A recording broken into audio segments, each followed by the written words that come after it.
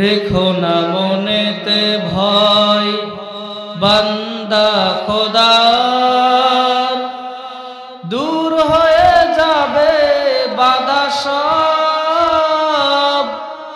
তোমার আমার এক মালিক আছে, আছেন আমাদের রব, আছেন আমাদের রব। রেখো না মনেতে ভয় বান্দা খোদার, দূর হয়ে যাবে বাধা সব। তোমার আমার এক মালিক আছে, আছেন আমাদের রব, আছেন আমাদের রব। বদরের ময়দানে ছিলেন যিনি, হাজার বছর পরে আরশের সে মালিক আছেন তিনি। বদরের ময়দানে ছিলেন যিনি, হাজার বছর পরে আরশের সে মালিক আছেন তিনি। থাকবে না বেশি দিন, হয়তো কিছুদিন, জালিমের এই তো প্রভাত। রেখো না মনেতে ভয় বান্দা খোদার, দূর হয়ে যাবে বাধা সব। তোমার আমার এক মালিক আছে, আছেন আমাদের রব, আছেন আমাদের রব। অপরাধ যদি কিছু করে থাকি, একটাই অপরাধ আল্লাহর কোরআনের কথা বলি। অপরাধ যদি কিছু করে থাকি, একটাই অপরাধ আল্লাহর কোরআনের কথা বলি।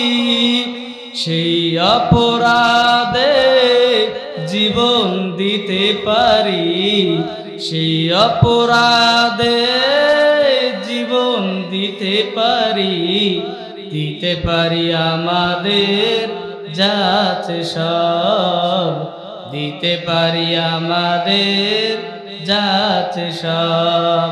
রেখো না মনেতে ভয় বান্দা খোদার, দূর হয়ে যাবে বাধা সব। তোমার আমার এক মালিক আছে, আছেন আমাদের রব, আছেন আমাদের রব। আলহামদুলিল্লাহ, সমস্ত প্রশংসা সে মহান রব্বুল আলামিনের জন্য, যে রব্বুল আলামিন আপনাকে আমাকে দিনের বেলায় হরগোবিন্দপুর মাদ্রাসা মাঠে জান্নাতের বাগানে আসার বসার, কিছু কথা বলবার, কিছু কথা শুনবার তৌফিক দিয়েছেন। সে রব্বুল আলামিনের দরবারে আমরা শুকরিয়া আদায় করি, সকলে বলি আলহামদুলিল্লাহ। তার সাথে দরুদ পড়ি মানবতার বন্ধু, যার সুপারিশ ব্যতীত আমরা কেউ জান্নাতে যাইতে পারবো না, সেই নবীর উপরে আমরা সংক্ষিপ্ত দরুদ পড়ি, সকলে পড়ি সাল্লাল্লাহু আলাইহি ওয়াসাল্লাম। আমি আপনাদের সামনে মহাগ্রন্থ আল কোরআনে কারিমের একটি সূরা, সূরা তাহা, একটা আয়াতের অংশ পড়েছি। এই আয়াতটার উপরে কিছু আলোচনা করব। আমাকে করার, আপনাদেরকে শোনার আল্লাহ পাক তৌফিক দান করেন, আমিন।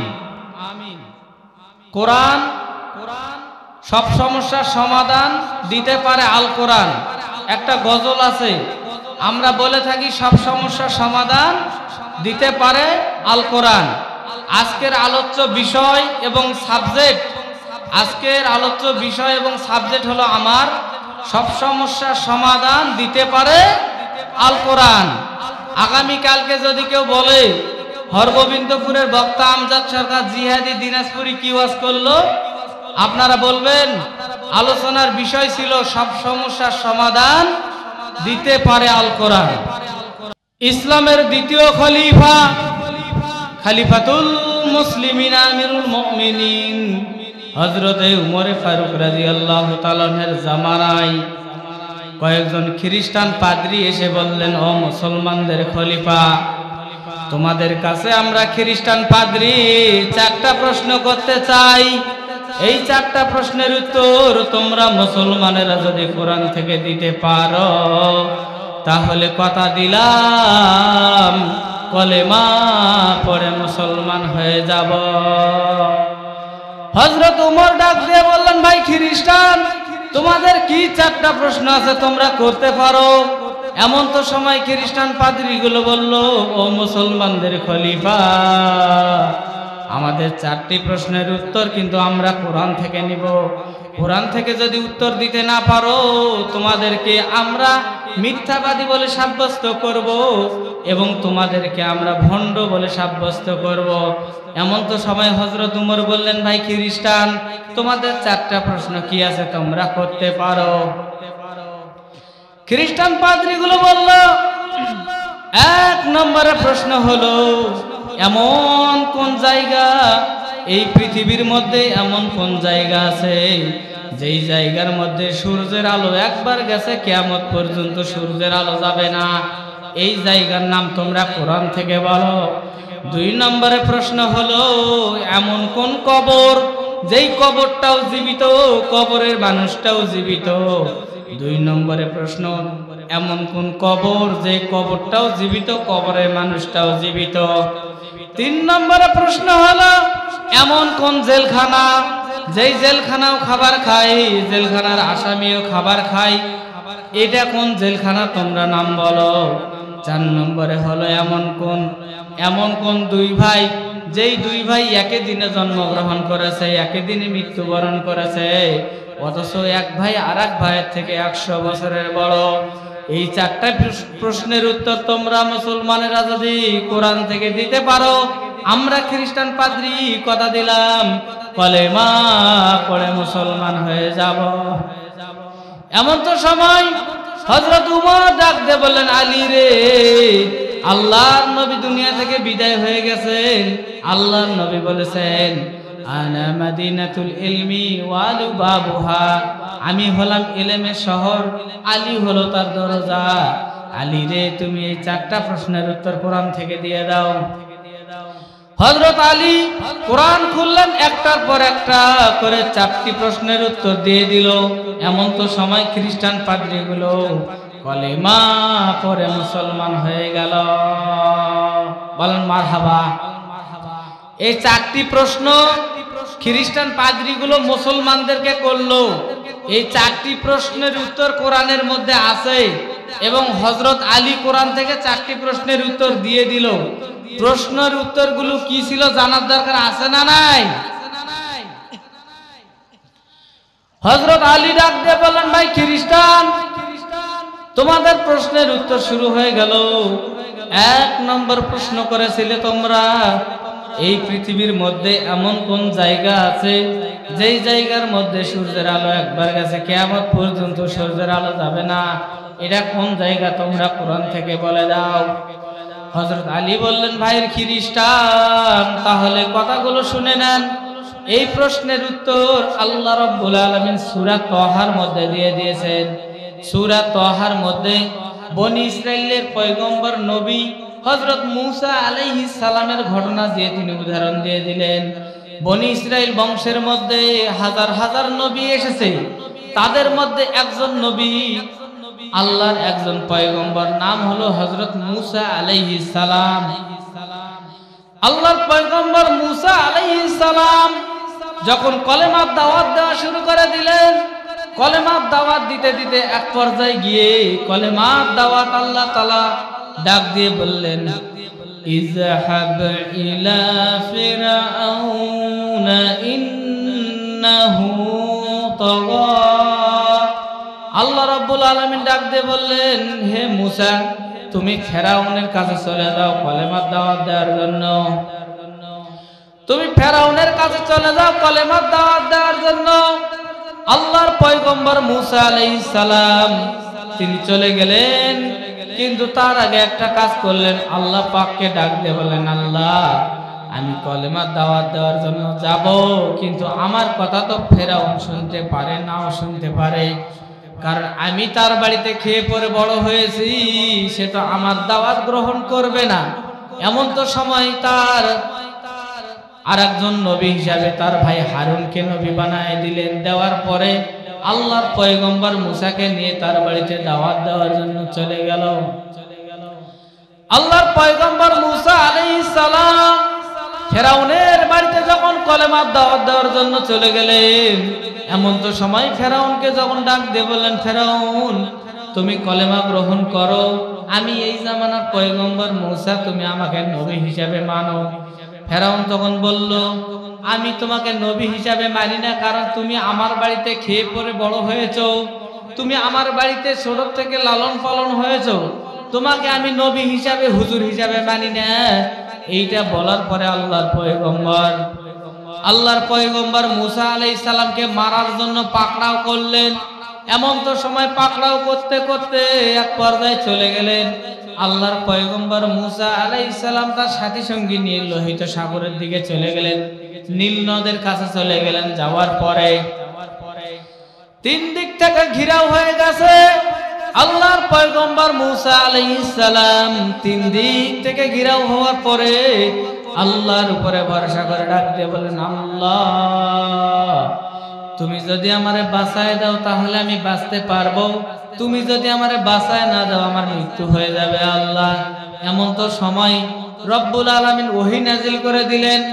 আল্লাহর পয়গম্বর মুসা আলাইহিস সালাম ওই লোহিত সাগরের মধ্যে, নীল নদের মধ্যে যখন পানি দিয়ে আঘাত, তার হাতের মধ্যে একটা লাঠি ছিল, পানির মধ্যে যখন আঘাত করলেন, আল্লাহ রাব্বুল আলামিন মুসা নবীকে বাঁচানোর জন্য একটা নয়, দুইটা নয়, 12টা রাস্তা তৈরি করে দিলেন। জোরে বলেন মারহাবা।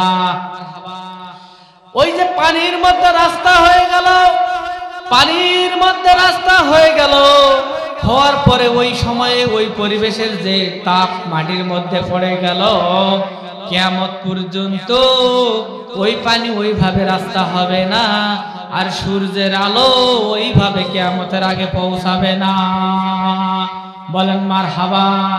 হযরত আলী খ্রিস্টান পাদ্রীর 4টি প্রশ্নের মধ্যে একটি প্রশ্নের উত্তর দিয়ে দিলেন। প্রশ্ন বাকি থাকলো এখনো 3টি। তার মধ্যে 2 নম্বরে হলো এমন কোন জেলখানা, এমন কোন কবর যে কবরটাও জীবিত, কবরের মানুষটাও জীবিত, এমন কোন কবর যে কবরটাও জীবিত, কবরের মানুষটাও জীবিত।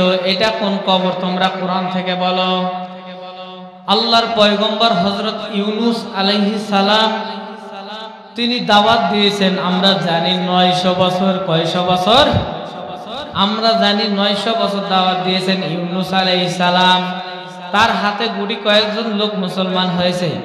মুসলমান হওয়ার পরে এক অঞ্চলের মধ্যে তিনি দাওয়াত দিতে গেলেন। দাওয়াত দিতে যাইতে গিয়ে তিনি ওই এলাকার মানুষ এতই খারাপ ছিল, নবীকে নবী হিসাবে তো মানেই না, বরঞ্চ ঢিল নিক্ষেপ করে, গায়ের মধ্যে থুতু নিক্ষেপ করে। এত নির্যাতন করার পরে হযরত ইউনূস আলাইহিস সালাম সেখান থেকে আল্লাহর ওহী না আসার অপেক্ষা করে যখন ওই স্থান ছেড়ে চলে যাওয়ার সিদ্ধান্ত নিলেন, চলে যাওয়ার যখন সিদ্ধান্ত নিলেন এবং এক পর্যায়ে আল্লাহর ওহী না আসার অপেক্ষা না করে তিনি চলেই গেলেন। যাওয়ার পরে নদীর মধ্যে নৌকাতে চড়লেন। নৌকাতে চড়ার পরে যখন তিনি রওনা করেছেন, রওনা করতে মাছ নদীর মাঝে তার নৌকাটা ডুবুডুবু হয়ে গেছে। সবাই বলল এখানে মানুষজন বেশি হয়ে গেছে, একজনকে কমাইতে হবে। এইরকম করে এক পর্যায়ে লটারি করা হলো, বিভিন্ন ঘটনা ঘটে গেল। ঘটার পরে আল্লাহর পয়গম্বর হযরত ইউনুস আলাইহিস সালামকে ওই নদীর মধ্যে ফালায় দেওয়া হলো। নদীর মধ্যে ফেলে দেওয়ার পরে সঙ্গে সঙ্গে একটা মাছ এসে আল্লাহর পয়গম্বর ইউনুস আলাইহিস সালামকে খেয়ে ফেললেন। খেয়ে ফেলার পরে তিনি ওই মাছটা যখন পানির নিচে চলে গেল, আবার ওই নদীর মধ্যে আরো একটা বড় মাছ আছে, সেই মাছটা তাকে আবার ওই মাছ সহ ইউনুস নবীকে খেয়ে ফেললেন। বিপদ কমলো না বাড়লো? হযরত ইউনুস আলাইহিস সালাম চলে গেলেন মাছের পেটের মধ্যে। আবার ওই মাছটাকে যখন আর একটা মাছ খেয়ে ফেললো, আবার ওই মাছটা চলে গেল আর একজন মাছের পেটের মধ্যে। এক নম্বরে অন্ধকার, রাতের অন্ধকার। দুই নম্বরে একটা মাছের পেটের অন্ধকার। তিন নম্বরে ইউনুস আলাইহিস সালামের ওই মাছটাকে, যে মাছটা খেয়ে ফেলেছে ওইটার একটা অন্ধকার। চতুর্থ নম্বর অন্ধকার হলো ওই গভীর নদীর পানির অন্ধকার। এই চতুর্থ অন্ধকারের মধ্য থেকে যখন আল্লাহর পয়গম্বর হযরত ইউনুস আলাইহিস সালাম ভুলটা বুঝতে পারলেন, পারার পরে যখন বললেন লা ইলাহা ইল্লা আনতা সুবহানাকা ইন্নী কুনতু মিনাজ জালিমিন, যখন আল্লাহ রাব্বুল আলামিনকে স্মরণ করলেন, এমন তো সময় হযরত ইউনুস আলাইহিস সালামকে আল্লাহ তাআলা ওই মাছের পেটের মধ্যে ব্যথা শুরু করে দিল। একদিন দুই দিন নয়, হযরত ইউনুস আলাইহিস সালাম ওই মাছের পেটের মধ্যে 40 দিন থাকলেন। 40 দিন থাকার পরে যখন আল্লাহর কাছে কান্নাকাটি করলেন, এমন তো সময় রব্বুল আলামিন মাছের পেটের মধ্যে ব্যথা শুরু করে দিল। মাছের পেটের মধ্যে ব্যথা হওয়ার পরে মাছ সমুদ্রের কিনারে চলে গেল। মাছ বমি করে দিল, ওই মাছটাও আবার বমি করে দিল। এইভাবে হযরত ইউনুস আলাইহিস সালামকে 40 দিন মাছের পেটে রাখার পরে আল্লাহ তাআলা হেফাজত করেছেন। এই জন্য খ্রিস্টান পাদ্রীগুলো বলো তো এমন কোন কবর যেই কবরটাও জীবিত, কবরের মানুষটাও জীবিত? 2 নম্বরে প্রশ্ন ছিল। হযরত আলী বলল এই কবরটা হলো সেই কবর ইউনুস আলাইহিস সালামের। ইউনুস নবী যতদিন 40 দিন ওখানে ছিল, মাছটা খাবার খেয়েছিল, মাছটা জীবিত ছিল, আর ইউনুস আলাইহিস সালাম ওখানে জীবিত ছিল। এই জন্য বলা হয়েছে এমন কোন কবর যে কবরটাও জীবিত, কবরের মানুষটাও জীবিত। যদি ইউনুস আলাইহিস সালামকে মাছটা বের করে না দিতেন, ওইটাই তার জন্য কবর হয়ে যেত। এই জন্য ইউনুস নবীকে যখন বের করে দেওয়া হয়েছে, রূপক করতে এটাকে কবর ধরা হয়েছে। হযরত আলী বললেন ভাই রে, 2 নম্বর প্রশ্ন হলো ইউনুস নবী যে মাছের পেটের মধ্যে ছিল ওইটা একটা কবর, এবং ওই কবরের মধ্যে যেই লোকটা ছিল সেইটা হলো এমন কোন কবর যেই কবরটাও জীবিত, কবরের মানুষটাও জীবিত? এই প্রশ্নের উত্তর হলো হযরত ইউনুস আলাইহিস সালামের ঘটনা। জোরে বলেন মারহাবা। 4টি প্রশ্নের মধ্য থেকে 2টি প্রশ্নের উত্তর দিয়ে দিল। এমন তো সময় খ্রিস্টান পাদ্রীগুলো নড়াচড়া শুরু করে দিল, কারণ খ্রিস্টান পাদ্রীরা শক্তিশালী এবং তারা জানে মুসলমানদেরকে আটকাতে হলে আমাদেরকে জটিল এবং কঠিন প্রশ্ন করতে হবে, না হলে আটকানো যাবে না। এমন তো সময় হযরত আলী ডাক দিয়ে বললেন ভাইরে, তারপর প্রশ্ন ছিল এমন কোন জেলখানা, এমন কোন জেলখানা যেই জেলখানাও খাবার খায়, জেলখানার আসামিও খাবার খায়। এতদিন আমরা দেখলাম বাংলাদেশের মধ্যে অনেক জেলখানার মধ্যে অনেক কয়েদি ছিল, কয়েদিরা খাদ্য খাবার খেয়েছে কিন্তু জেলখানা খাবার খায় নাই। খেয়েছে নাকি? আজকে আপনারা জানবেন, আজকে আপনারা বুঝতে পারবেন এমন কোন জেলখানা যেই জেলখানা খাবার খায়, জেলখানার আসামিও খাবার খায়। হযরত আলী ডাক দিয়ে বললেন ভাই খ্রিস্টান, এটা এমন একটা জটিল প্রশ্ন, তোমরা উত্তর দেওয়ার জন্য ধৈর্য ধরে থাকো। হযরত আলী তখন ডাক দিয়ে বললেন ভাই খ্রিস্টান, এটা এমন একটা জেলখানা, এই জেলখানা হলো একজন নারীর পেট। একজন নারী যখন সন্তান ধারণ করে, পেটের মধ্যে একটা সন্তান লালন পালন করে, মেয়েটার যখন বয়স 8 মাস এবং 9 মাস হয়ে যায়, এমন তো সময় বাচ্চাটা জেলখানা রূপে 10 মাস 10 দিন ওইখানে স্থান করে, ওখানে ধারণ করে রাখে। এটা রূপক অর্থে একটা জেলখানা। মা খাবার খায়, জেলখানার আসামিও খাবার খায়। মায়ের খাবারটা দিয়ে সন্তানের জন্য খাবার তৈরি হয়ে যায়। এই জন্য প্রশ্ন হলো, এমন কোন জেলখানা যেই জেলখানাও খাবার খায়, জেলখানার আসামিও খাবার খায়? এই জেলখানা হলো সেই জেলখানা, এই জেলখানা হলো একজন নারীর, গর্ভবতী নারীর পেট। এটা রূপক অর্থে জেলখানা। বলেন মারহাবা। হযরত আলী 3টা প্রশ্নের উত্তর দিয়ে দিল। 4 নম্বরে প্রশ্ন হলো, এমন কোন 2 ভাই যেই 2 ভাই একই দিনে জন্মগ্রহণ করেছে, একই দিনে মৃত্যুবরণ করেছে, অথচ এক ভাই আর এক ভাইয়ের থেকে 100 বছরের বড়? কিভাবে বড়? আল্লাহর পয়গম্বর হযরত উযাইর আলাইহিস সালাম, উযাইর আলাইহিস সালামকে খ্রিস্টানেরা আল্লাহর ছেলে বলে। কি বলে? আল্লাহর ছেলে বলে। কারণ কি? কারণ অনেক আছে, কিন্তু উযাইর ছিল আল্লাহর নবী। উযাইর কি ছিল? আল্লাহর নবী। হযরত উযাইর আলাইহিস সালামের একটা ভাই ছিল, যমজ ভাই। হযরত উযাইর ছিলেন নবী। একদিন রাস্তা দিয়ে যাইতেছেন, এমন সময় তিনি তাকায় দেখতেছেন একটা কবরস্থান, একটা ভাঙ্গা গ্রাম দেখা যায়। এমন তো সময় তিনি প্রশ্ন করে বললেন, আল্লাহ, আপনি কিয়ামতের মাঠে সবাইকে নাকি উত্তোলন করবেন? কিভাবে উত্তোলন করবেন? আল্লাহ ডাক দিয়ে বললেন, উযাইর, তোমার কি বিশ্বাস হয় না? উযাইর বললেন, আল্লাহ, বিশ্বাস হয় কিন্তু মাথা খেলে না। আল্লাহ তাআলা বললেন, ঠিক আছে, তাহলে তুমি এখন এখানে বসে থাকো। আল্লাহ রাব্বুল আলামিন উযাইরকে একটা মৃত নামক ঘুম দিয়ে দিলেন। এই ঘুমের মধ্যে উযাইরকে আল্লাহ তাআলা 100 বছর মৃত নামক ঘুম দিয়ে তাকে 100 বছরের জন্য আড়াল করে দিলেন। 100 বছরের মধ্যে 100 বছর চলে গেল, তার নাতিপুতি হয়ে গেল, দাড়ি হয়ে গেছে। উযাইর যেমন ছিল তেমনই মৃত নামক ঘুমের মধ্যে পড়ে থাকলো। 100 বছর পরে তাকে যখন জীবিত করা হলো, আল্লাহর পয়গম্বর উযাইরকে ডাক দেওয়া হলো, উযাইর, তুমি এখানে কতদিন ছিলে? উযাইর বলল, আজকে অথবা কালকে আমি ঘুমের মধ্যে ছিলাম। এমন তো সময় উযাইর ডাক দিয়ে বললেন, আল্লাহ, আমি আজকে অথবা কালকে ছিলাম। এমন তো সময় আল্লাহ ডাক দিয়ে বললেন, উযাইর, তুমি আজকে অথবা কালকে 2 দিন 4 দিন এখানে ছিলে না। তুমি এখানে ঘুম নামক মৃত দিয়ে তোমাকে আমি 100 বছর এখানে রেখেছি। তোমার বাড়িতে তুমি চলে যাও। বাড়িতে চলে যাওয়ার পর উযাইর আলাইহিস সালাম তার বাড়িঘর চিনতে পারেন না। তার নাতিপুতি বড় হয়ে গেছে, বিবাহ শাদী হয়েছে। এমন তো সময় তার ছেলে মেয়েরা বয়স্ক হয়েছে। কিন্তু উযাইর নবীর একজন ভাই ছিল, সেই ভাই তার একই দিনে জন্মগ্রহণ করেছে। তারা 2 ভাই, যমজ ভাই, একই দিনে মৃত্যুবরণ করেছে। কিন্তু আল্লাহ রাব্বুল আলামিন তাকে মৃত নামক ঘুম দেওয়ার কারণে, তাকে 100 বছরে ঘুম পাড়ার কারণে এক ভাইয়ের থেকে এক ভাইয়ের বয়স হয়ে গেছে 100 বছরের কম বেশি। যার কারণে খ্রিস্টান পাদ্রীগুলো প্রশ্ন করেছিল, কোন 2 ভাই যেই 2 ভাই একই দিনে জন্মগ্রহণ করেছে, একই দিনে মৃত্যুবরণ করেছে, অথচ এক ভাই আর এক ভাইয়ের থেকে 100 বছরের বড়? এই 2 ভাই হলো হযরত উযাইর আলাইহিস সালাম এবং তার ভাই। জোরে বলেন মারহাবা। এই 4টি প্রশ্নের উত্তর কোরআন থেকে হযরত আলী দিয়ে দিল। সঙ্গে সঙ্গে খ্রিস্টান পাদ্রীগুলো কলেমা পড়ে মুসলমান হয়ে গেল। এই জন্য আলোচ্য বিষয় দিয়েছিলাম, সব সমস্যার সমাধান দিতে পারে আল কোরআন। কথা বলেন ঠিক কিনা?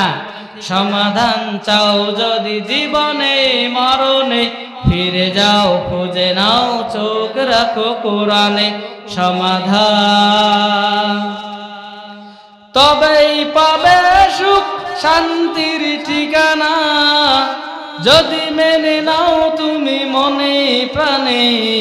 সমাধান সমাধান চাও যদি জীবনে মরণে, ফিরে যাও খুঁজে নাও, চোখ রাখো কোরআনে। ফিরে যাও খুঁজে নাও, চোখ রাখো কোরআনে।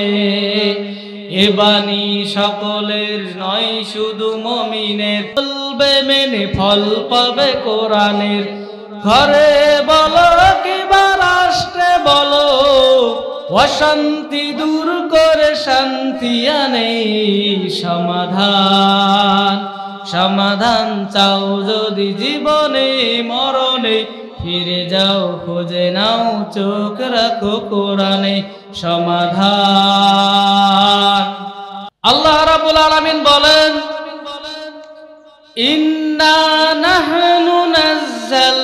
الذكرى وإنا له لحافظون। মহান রব্বুল আলামিন তার কোরআনে কারীমের মধ্যে বলেন, কোরআন নাজিল করেছে আমি আল্লাহ, কোরআনকে হেফাজত করব আমি আল্লাহ। কোরআন নাজিল করেছে কে? কোরআন নাজিল করেছে আল্লাহ। কোরআনের ধারক বাহক আল্লাহ, কোরআনটাকেও হেফাজত করবে আল্লাহ। কোরআনটাকে কিভাবে হেফাজত করে তার বাস্তব একটা ওয়াজ আপনাদেরকে শোনায় দেয়। 13 বছরের সন্তান, নাম হলো হাফেজ আবুল বারাকাত। কি নাম বললাম? 13 বছরের সন্তান হাফেজ আবুল বারাকাত ইউসুফ বরবরি রহমাতুল্লাহ আলাইহি 13 বছরের মধ্যে কোরআনের হাফেজ হয়েছিলেন। এমন তো সময় দুই রকম বর্ণনা আছে। কোন কোন বর্ণনায় বলা হয়েছে হাফেজ আবুল বারাকাত হজের উদ্দেশ্যে রওনা করেছেন। এমন কোন কোন বর্ণনায় আছেন তিনি রওনা করেছেন ভ্রমণ করার জন্য। এমন তো সময় হাফেজ আবুল বারাকাত একটা নৌকার মধ্যে চড়েছেন। নৌকার মধ্যে চড়েছেন। নৌকা দুলতে দুলতে চলতে চলতে চলে গেল। এমন তো সময় ঝড় তুফান শুরু হয়ে গেল, নৌকাটা ভেঙে তছনছ হয়ে গেল। এমন তো সময় নৌকার মাঝি সহ সবাই ডুবে মারা গেল। হাফেজ আবুল বারাকাত সাঁতরাইতেছেন আর ডাকতেছেন, আল্লাহ তুমি যদি আমারে বাঁচায় দাও তাহলে আমি বাঁচতে পারবো। আল্লাহ তুমি যদি আমারে বাঁচায় না দাও আমার এখানে মৃত্যু হয়ে যাবে। আল্লাহ আমি একজন কোরআনের হাফেজ। আল্লাহ এইরকম করে কান্নাকারি করতেছে। এমন তো সময় হাফেজ আবুল বারাকাতের দিকে একটা তক্তা দুলতে দুলতে আসতেছে। বলেন মারহাবা। এমন তো সময় হাফেজ আবুল বারাকাত ওই তক্তাটার মধ্যে উঠে বসলেন। বসার পরে তক্তাটা দুলতে দুলতে একটা দ্বীপের মধ্যে গিয়ে পৌঁছে গেল, যেই দ্বীপটার নাম হলো মালদ্বীপ। কোন দ্বীপ বলেন? তক্তাটা দুলতে দুলতে এক পর্যায়ে একটা দ্বীপের মধ্যে চলে গেল। চলে যাওয়ার পরে তিনি তাকায় দেখতেছেন শুধু বালু আর বালু, মরুভূমি। এমন তো সময় গাছ। এমন তো সময় হাফেজ আবুল বারাকাত ডাক দিয়ে বলেন, আল্লাহ তুমি আমারে বাঁচায় দিয়েছো, এখন তোমার শুকরিয়া তান আমি 2 রাকাত নামাজ আদায় করতে চাই। হাফেজ আবুল বারাকাত কান্দে আর ডাক দিয়ে বলল, আল্লাহ আমি এইটা কোন জায়গায় চলে আসলাম? আল্লাহ এখানে কোনো মানুষ দেখা যায় না, মসজিদ দেখা যায় না, মাদ্রাসা দেখা যায় না। এমন তো সময় হাফেজ আবুল বারাকাত যেহেতু বিপদ থেকে বেঁচেছেন, শুকরিয়া তান 2 রাকাত নামাজ আদায় করবে। হাফেজ আবুল বারাকাত কান্দে আর এদিক ওদিক তাকায় দেখতেছে একটা হিন্দু ব্রাহ্মণ হাতের মধ্যে একটা ঘন্টা নিয়ে টুনটুন করে বাজাইয়ে আসতেছে। এমন তো সময় হাফেজ আবুল বারাকাত ডাক দিয়ে বললেন, চাচা আপনি আমার একটা মসজিদ দেখায় দেন যেখানে গিয়ে আমি 2 রাকাত নামাজ আদায় করব, যেখানে গিয়ে আমি আল্লাহর শুকরিয়া আদায় করব। ওই হিন্দু লোকটা ডাক দিয়ে বলল, রাম রাম রাম বাবা, এখানে মসজিদ তুমি পাবা না, কারণ তুমি তো ভুল জায়গায় চলে এসেছো। এই জায়গাটার নাম হলো মালদ্বীপ, আর এই মালদ্বীপের জমিনে কোনো মসজিদ নাই, কোনো মাদ্রাসা নাই। এই মালদ্বীপের জমিনে কোনো কলেমাওয়ালা নাই। এই মালদ্বীপের জমিনে এমন একটা আইন আছে, এই আইনের মধ্যে যদি কোনো টুপিওয়ালা দাড়িওয়ালা কোনো ইমানদার লোক যদি এই মালদ্বীপের মধ্যে প্রবেশ করে, মালদ্বীপের সরকারের আইন হলো তাকে ধরে জবাই করতে হবে। এখানে কোনো কলেমাওয়ালা আসতে পারবে না। বাবা তুমি তো ভুল জায়গায় চলে এসেছো। এমন তো সময় হাফেজ আবুল বারাকাত নদীর থেকে বাঁচতে বাঁচতে জিহবা শুকনার মধ্যে উঠলো, এখানেও মরার আশঙ্কা থেকে গেল। এমন তো সময় হাফেজ আবুল বারাকাত ডাক দিয়ে বললেন, চাচা তাহলে আমি এখন কি করব? আমি একজন মুসলমান, আমার বুকে আছে 30 পারা আল কোরআন, আমার ধর্মের নাম ইসলাম, আমার নবীর নাম মুহাম্মদ সাল্লাল্লাহু আলাইহি ওয়াসাল্লাম। এই কথাটা শোনার পরে হিন্দু ভদ্রলোকের মায়া লেগে গেল, দয়া লেগে গেল। হিন্দু লোকটা ডাক দিয়ে বলল, বাবা শোনো, তোমাকে আমি একটা বুদ্ধি দিতে পারি। তুমি মালদ্বীপে থাকবে কিন্তু মুসলমান হিসাবে তুমি পরিচয় দিবে না।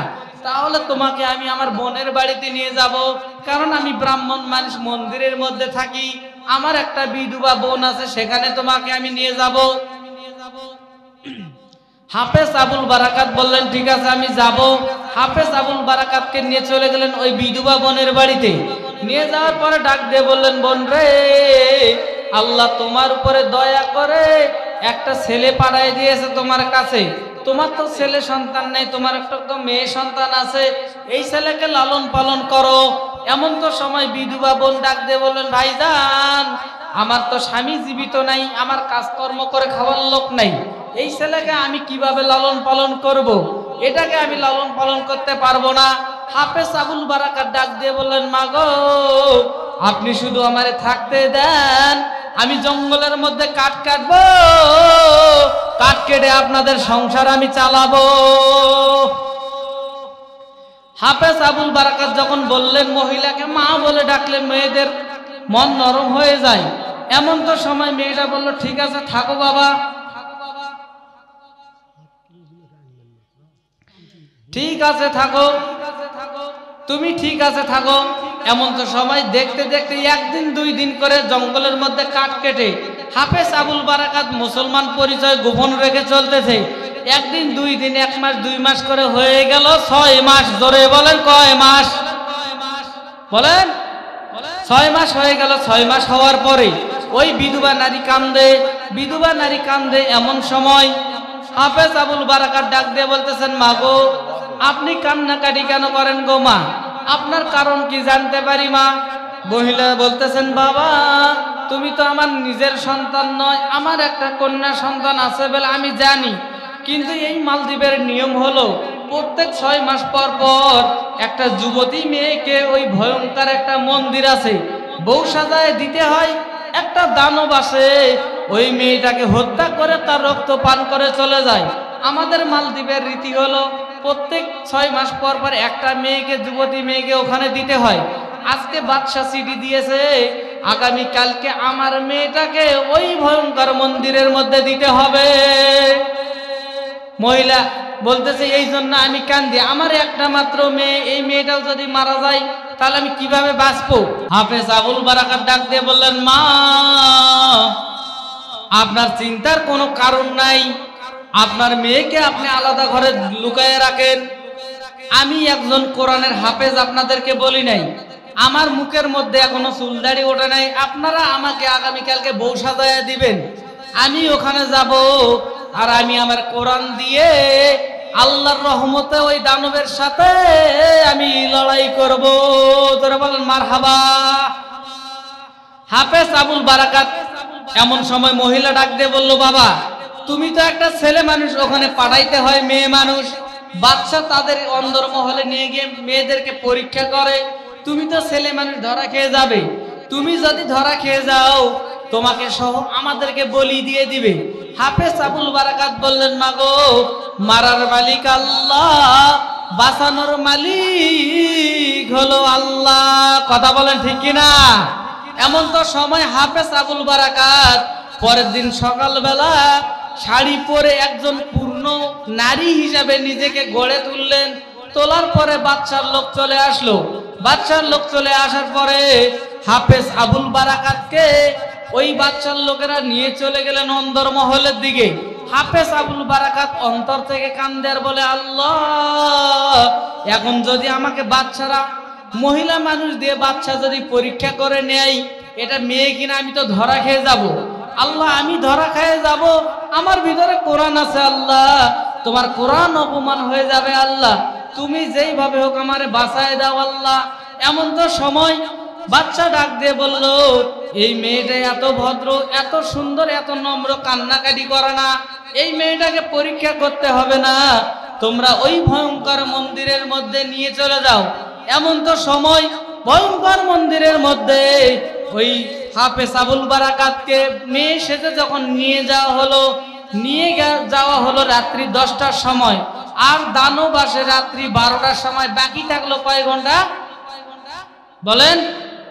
10টার সময় নিয়ে যাওয়া হলো, আর দানব আসবে 12টার সময়, বাকি থাকলো 2 ঘন্টা। এমন তো সময় হাফেজ আবুল বারাকাত কান্দে ডাক দিয়ে বললে, আল্লাহ সমস্ত পরীক্ষা দিয়ে ভয়ঙ্কর মন্দিরের মধ্যে পৌঁছে গেছি, আল্লাহ তুমি যদি বাঁচায় না দাও তাহলে এখানে মৃত্যু ছাড়া কেউ আমাকে রক্ষা করতে পারবে না, মৃত্যুই হবে আমার শেষ উপহার।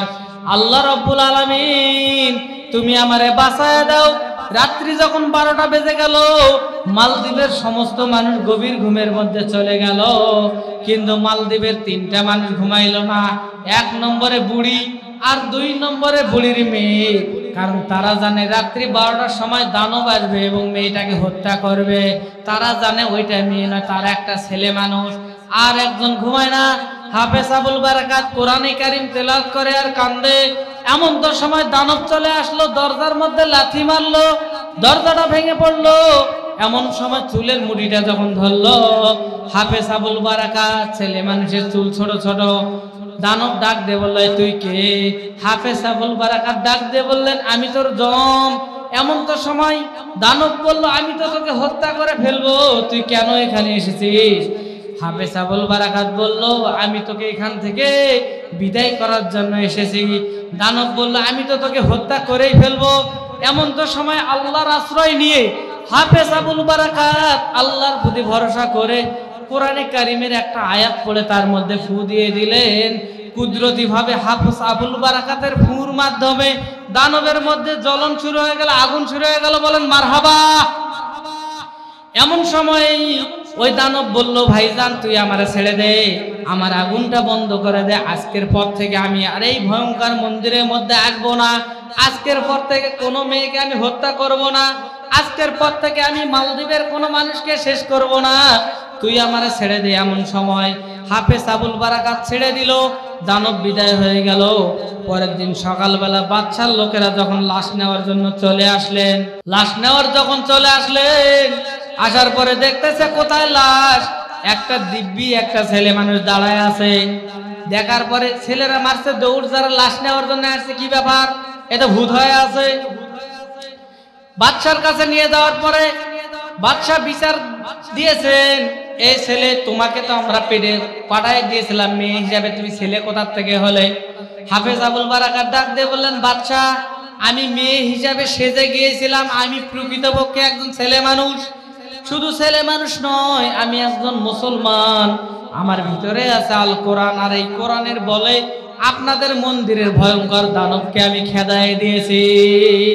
বাদশা ডাক দিয়ে বললেন, এই কথা যদি তোমার সত্য হয়, তুমি যদি কোরআন দিয়ে একটা ভয়ঙ্কর দানবকে খেদায় দিতে পারো, মানুষকে ঝুঁকির মধ্যে থেকে মৃত্যু থেকে বাঁচাই দিতে পারো, আগামী 6 মাস পর্যন্ত সময় দিলাম। আগামী 6 মাসে তোমাকে আবারও ওই মন্দিরের মধ্যে দিব। তুমি যদি জীবিত আসতে পারো আর দানব যদি বিদায় হয়ে থাকে, এই মালদ্বীপের কেউ মুসলমান হোক আর না হোক, আমি বাদশা কথা দিলাম, আমি সর্বপ্রথম কলেমা পড়ে মুসলমান হয়ে যাব। হাফেজ আবুল বারাকাত ওই রাজ দরবারের মধ্যে 6 মাস থাকলেন। আবারও দিন শুরু হয়ে গেল, 6 মাস এসে গেল। আবার ওই ভয়ঙ্কর মন্দিরের মধ্যে দেওয়ার সময় এসে গেল। আবারও হাফেজ আবুল বারাকাতকে যখন মন্দিরের মধ্যে দেওয়া হলো 6 মাস পরে, 6 মাস পরে দেওয়ার পরে যখন আবারও দেওয়া হলো, মানব ওই মানব থেকে গেল, দানব তো বিদায় হয়ে গেছে। এমন তো সময় হাফেজ আবুল বারাকাত, এমন তো সময় যখন দানব চলে আসে না, দানব তো আগেই বিদায় হয়ে গেছে। পরের দিন সকালবেলা বাদশা গিয়ে মন্দির থেকে যখন হাফেজ আবুল বারাকাতকে বের করে নিয়ে আসলেন, নিয়ে আসার পরে বাদশা রাজমহলের মধ্যে হাজার হাজার জনগণকে ডেকে বলল, একজন কোরআনের হাফেজ দিয়ে আমাদের হত্যা বন্ধ হয়ে গেল, একজন কোরআনের হাফেজ আসার কারণে দানব বিদায় হয়ে গেল। এই ধর্ম সত্য ধর্ম, তোমরা কেউ ইসলাম গ্রহণ করো আর না করো, আমি বাদশা এই হাফেজের হাতে হাত দিয়ে কলেমা পড়ে মুসলমান হয়ে গেলাম। জোরে বলেন মারহাবা। একজন কোরআনের হাফেজের মাধ্যমে পুরো মালদ্বীপের জমিনে যেখানে একজন মুসলমানও ছিল না, এখন বর্তমানে 75% মুসলমান। বলেন মারহাবা। তাহলে একজন হাফেজের দাম আছে না নাই? অবশ্যই আছে। যাদের মধ্যে কোরআনের এলেম আছে তাদের দাম দুনিয়াতেও আছে, পরকালেও আছে। এই জন্য আপনার আমার ছেলেদেরকে অবশ্যই কোরআনের হাফেজ বানাবো। কি করব? ছেলে হোক অথবা মেয়ে হোক, সবাইকে না পারলেও একজনকে করব, যাতে আমাদের মৃত্যুর পরে কেউ না কেউ যেন জানাজাটা করতে পারে। কথা বলেন ঠিক কিনা? এই জন্য আমরা চেষ্টা করব, এটা হাফিজিয়া মাদ্রাসা, আপনাদের ছেলে দিবেন দিয়ে সহযোগিতা করবেন। এই বিষয়টা হচ্ছে কোরআন নাজিল করেছেন আল্লাহ, কোরআনকে হেফাজত করবেন আল্লাহ। আল্লাহ তাআলা হাফেজকেও হেফাজত করলেন, কোরআনকেও হেফাজত করলেন এবং কোরআন দিয়ে কোরআনের মাধ্যমে ওখানে আল্লাহ তাআলা একটা ইসলামের প্রচার করে দিলেন। বলেন মারহাবা। মহিলা মা বোনদের সম্পর্কে আলোচনা করার দরকার, কারণ ওনারাই ছিলেন দেশ স্বাধীনের পরে সরকার। কথা বলেন ঠিক না? ক্ষমতায় ছিল দীর্ঘ সময় বারবার, আর আমাদের সংসার জ্বালায় পোড়ায় করেছে সরকার। আজকে হরগোবিন্দপুরের পক্ষ থেকে একটু ভালো করার দরকার। কথা বলেন ঠিক না? আজকে হরগোবিন্দপুরের মধ্যে যাদের বাড়িতে ডিসলাইন আছে, টিভি আছে, সিডি আছে, তারা মহিলাদেরকে এমন ভাবে ভাগ করেছে, ডিসলাইন ভারতের চ্যানেল প্রত্যেকটা পরিবারের মধ্যে 4টা গ্রুপ হয়ে গেছে। কয়টা গ্রুপ? টেলিভিশন দেখার 4টা গ্রুপ হয়েছে।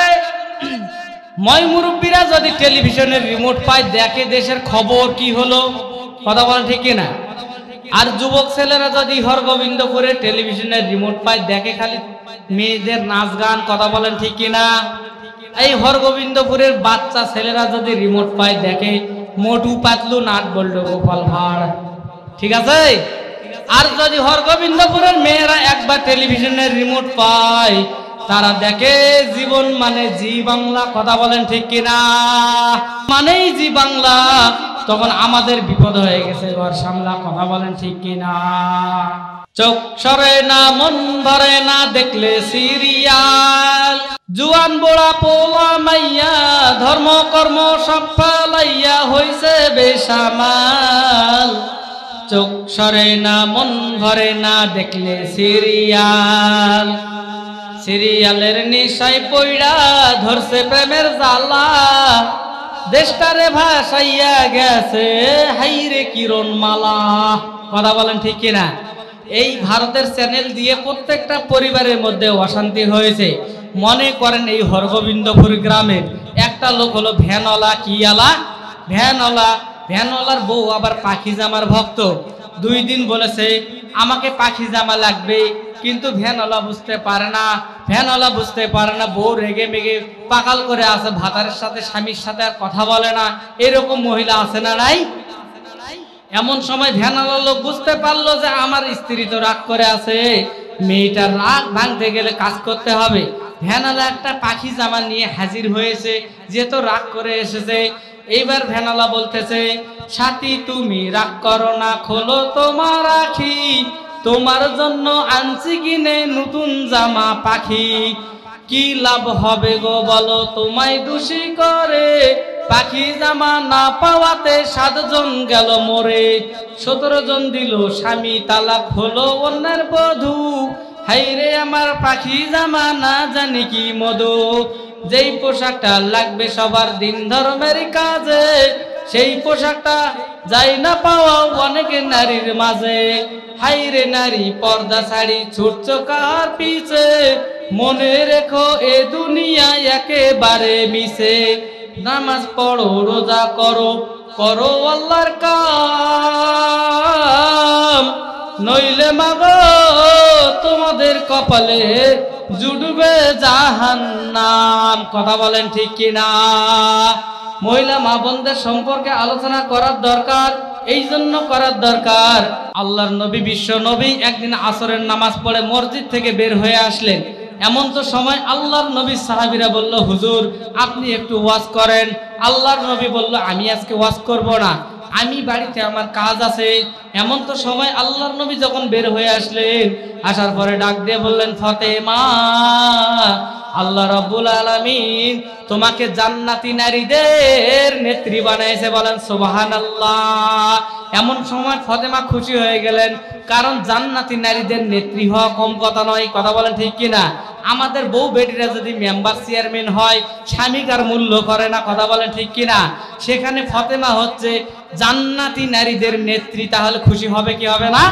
এমন তো সময় আল্লাহর নবী ডাক দিয়ে বললেন, ফাতেমা তুমি বেশি খুশি হইও না, কারণ হলো তোমার আগে একটা মেয়ে জান্নাতের মধ্যে যাবে এবং এই মেয়েটা হবে একটা কাঠুরিয়ার স্ত্রী, নাম হলো উম্মে জামিল।